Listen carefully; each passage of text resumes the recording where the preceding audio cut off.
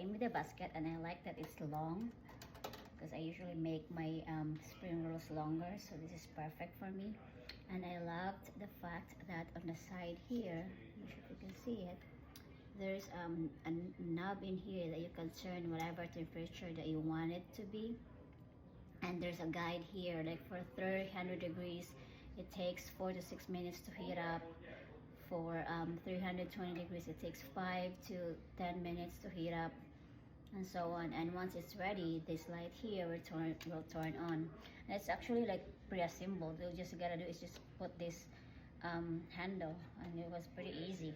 And yeah, it's ready to use. So I can't wait. I'm making corn dogs.